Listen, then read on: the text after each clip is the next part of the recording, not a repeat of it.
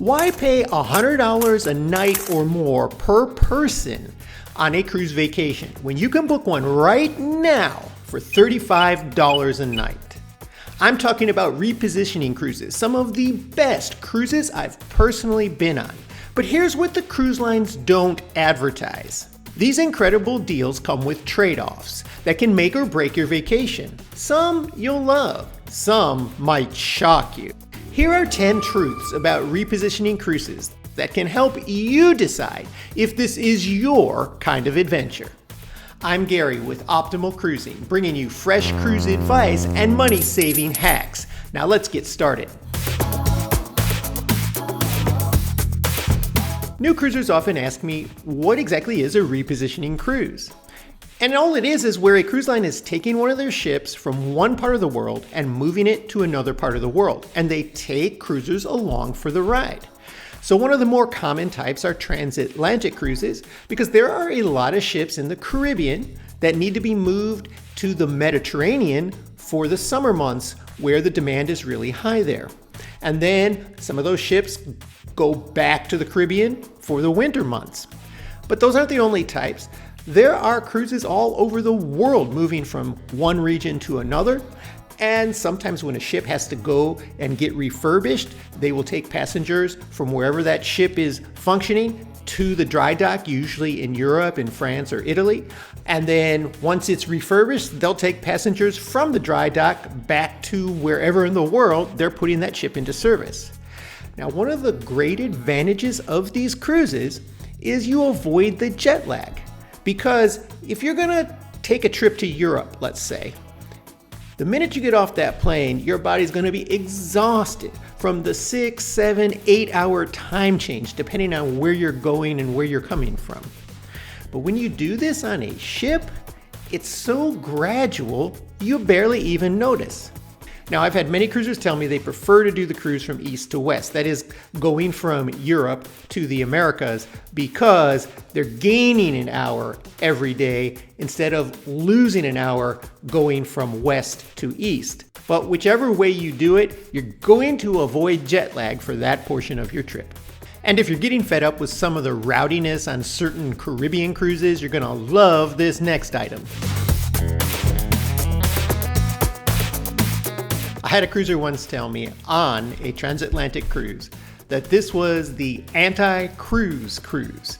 And in some ways he's right, because these cruises are much quieter. There is less partying going on. They're longer cruises, so you're not going to get the normal crowd that goes on a 3, 4, or even 7-day cruise just to have a party week.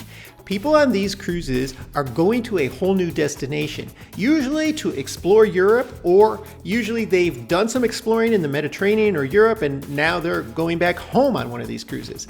It's much more relaxed. And with all the sea days you're going to have on these ships, you're going to find that it's easy to just get away from it all instead of being in the middle of it all on some more busier Caribbean cruises.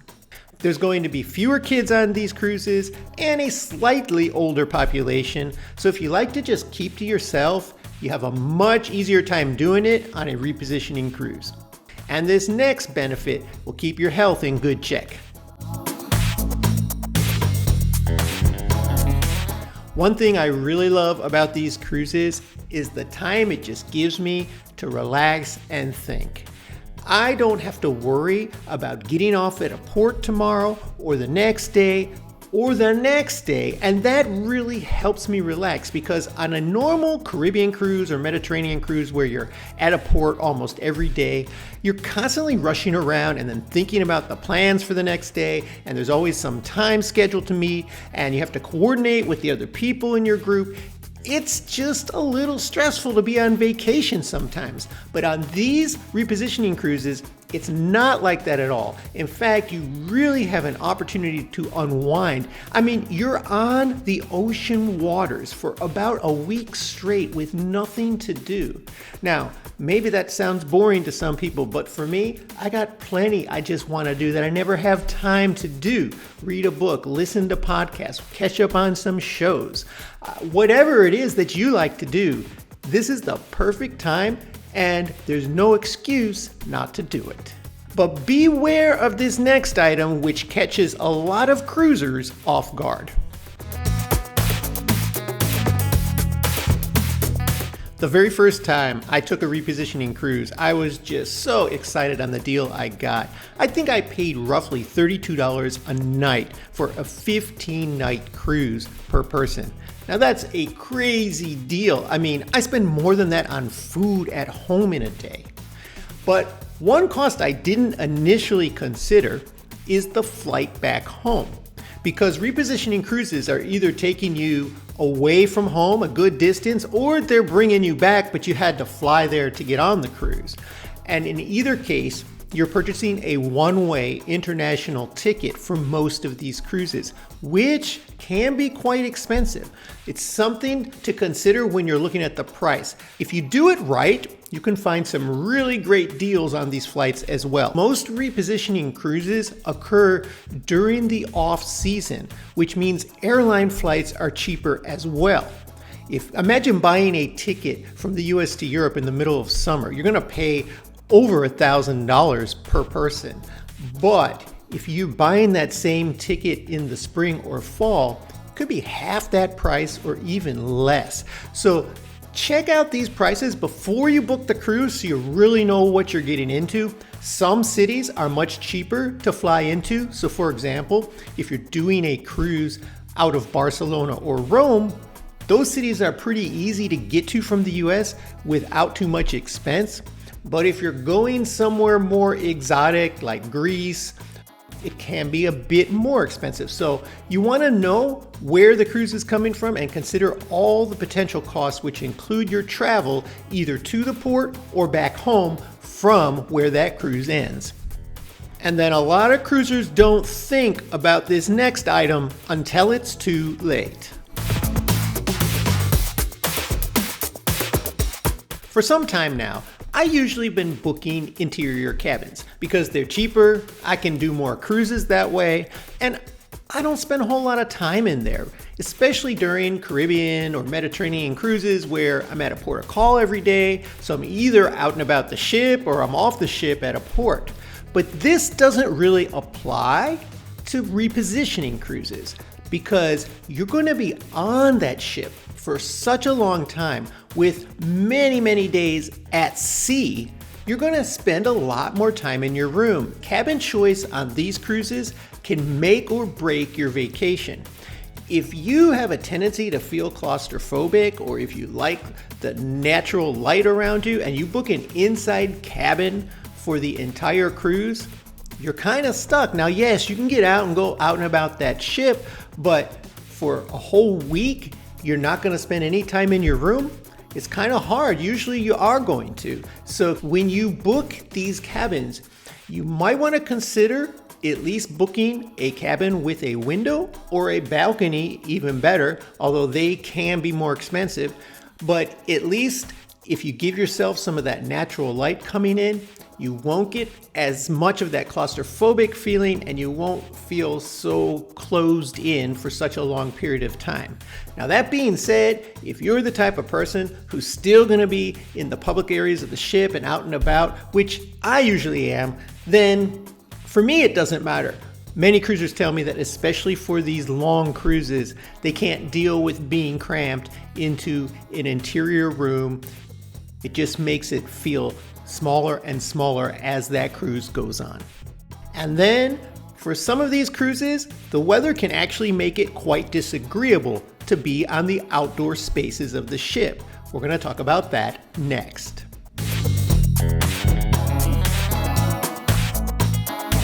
I have discovered that one of the negatives of repositioning cruises is the unpredictability of the weather, and this is true in 80 to 90% of these. Most of these cruises are happening during a time when weather is changing. It's not summer, it's not winter, it's fall or spring. And so weather's going from hot to cold or cold to hot, which means you're in the middle. You could be lucky and have an entire cruise with warm, nice, clear skies, good weather. Or you could have storms, rough seas, and cooler or colder weather, which makes it uncomfortable to be outside. The seas in the North Atlantic Ocean, if you're doing a transatlantic cruise, can get quite rough. To be fair, they can get rough anywhere, but when you're going for 6 or 7 days straight in the middle of the ocean, you're gonna have a greater chance of experiencing that, and it might last for days on end, which means if you're prone to motion sickness, you're gonna feel worse. That's why it's very important on these cruises to have enough medication or whatever it is you use for motion sickness on hand. I really like those patches, the scopolamine ones that people put behind their ear, because for my wife, that does wonders, but not everybody wants to wear that. Whatever you're gonna do, make sure you bring plenty, because on these long cruises, you don't know how that weather is going to behave. In number 8, I'm going to tell you all about a major headache that this uncertain weather causes. But first, I want to know if you've ever been on a repositioning cruise and what your experience was like. Put it in the comments below.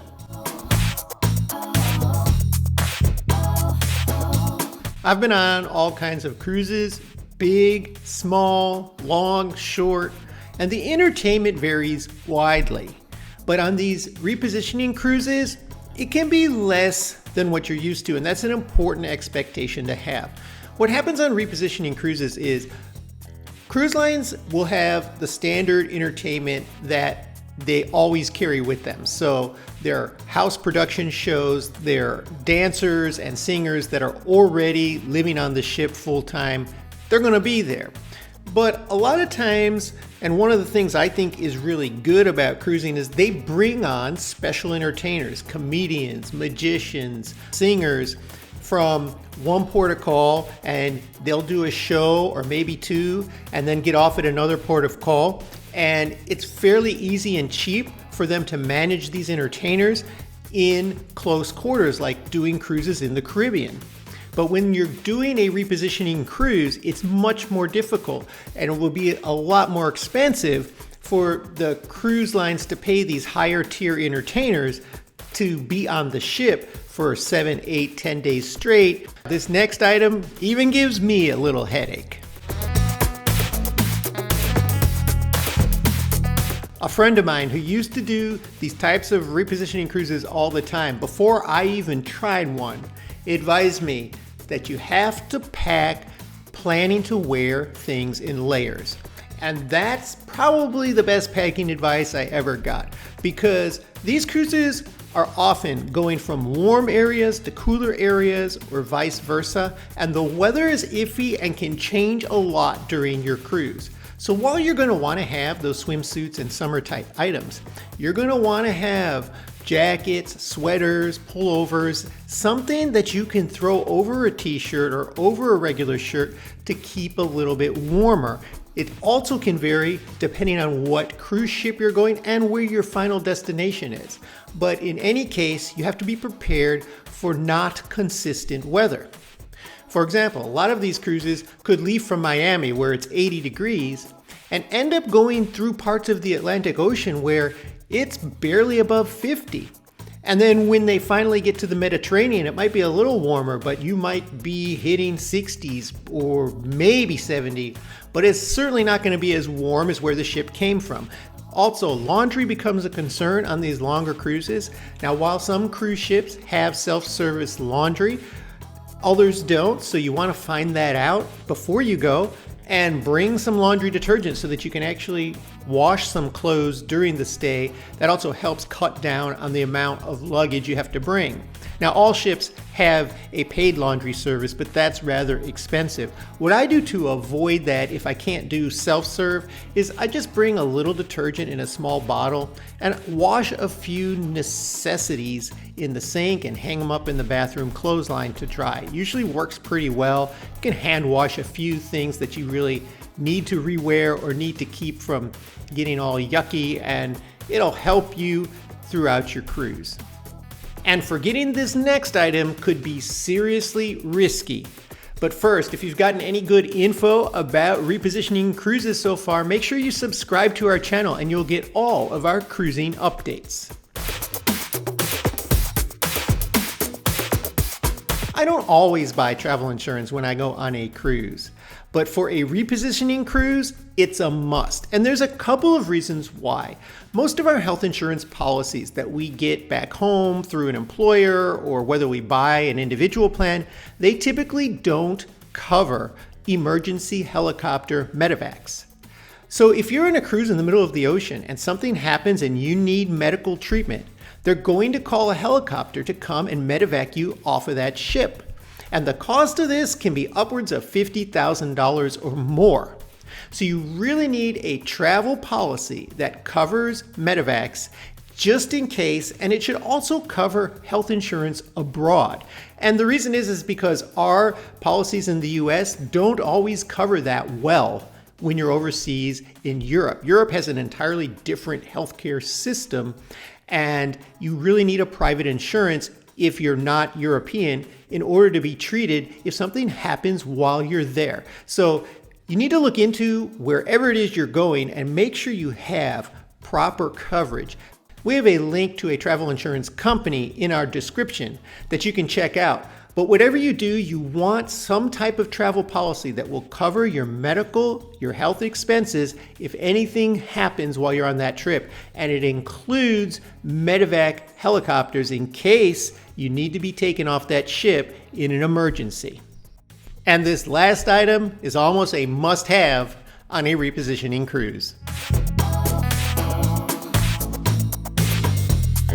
Some cruisers tell me that when they go on these international or repositioning cruises, it's a time to disconnect from the world. And if that's you, that's great because it's a perfect way to do it. But many of us are still going to need that internet connection. And on these cruises, you almost have to purchase it because you're going to be out of touch for a week or more with no connection to anything. Maybe that is one of the benefits for you. And if that's the case, save your money. But otherwise, budget accordingly because you're going to be paying that internet cost every day for a 14, 15, or longer night cruise. But on these repositioning cruises, it's hard to imagine being out of touch for such an extended period of time. Do you agree with that? Or would you rather just disconnect the whole cruise? Now that you've got some insight into repositioning cruises, there are some other types of cruises out there that some adults might want to be aware of. I'll tell you all about those right here.